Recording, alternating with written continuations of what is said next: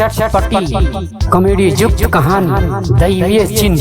एक पुजारी और एक पादरी की कारें आपस में भिड़ गई और जरा जोरदार से भिड़ी। दोनों ही कारें बुरी तरह से टूट फूट गई, परंतु उतने ही आश्चर्यजनक रूप से न तो पुजारी और न पादरी को कोई खास चोटें आई। जब वे दोनों अपनी अपनी कारों से बाहर निकले तो पुजारी ने पादरी के लिबास को देखा और कहा, तो तुम पादरी हो? वाह, मैं भी पुजारी हूँ। हमारी कारें कैसी टूट फूट गई हैं, परंतु सौभाग्य से हमें कोई खास चोटें नहीं आई। यह ईश्वर की बड़ी कृपा है और उसका यह संदेश कि हम दोनों के लिए है कि हम आपस में दोस्त बन जाए और बाकी की जिंदगी प्यार और शांति से दोस्ती के साथ दोस्त के रूप में साथ साथ गुजारे। पादरी ने कहा, हाँ, मैं तुम्हारी बातों से पूरी तरह सहमत हूँ। यह तो ईश्वरीय इच्छा ही प्रतीत होती है। पादरी ने आगे कहा, और जरा इसे देखो, एक और चमत्कार। मेरी कार पूरी तरह से बर्बाद हो गई, परंतु यह ब्लैक लेबल व्हिस्की की बोतल पूरी तरह ठीक ठाक है।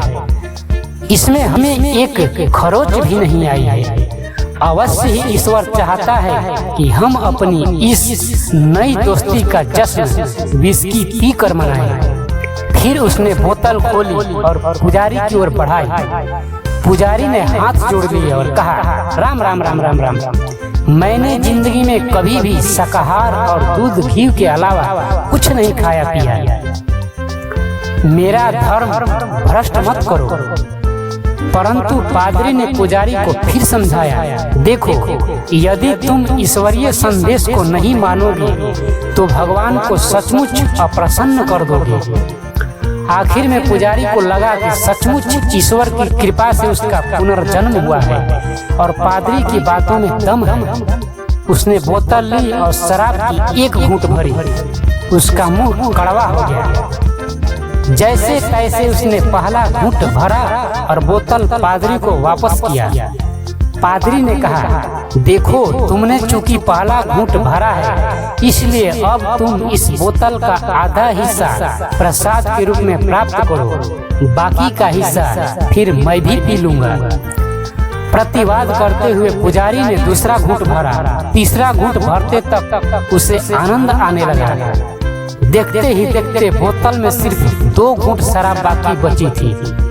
पुजारी नशे में बोला, अरे, मैंने सारा ही प्रसाद अकेले ले लिया।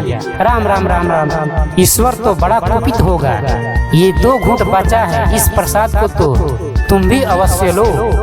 पादरी ने बोतल पुजारी के हाथों से ले ली और उसका ढक्कन बंद करते हुए बोला, हाँ, अभी लेता हूँ प्रसाद, जरा पुलिस को तो आ जाने दो।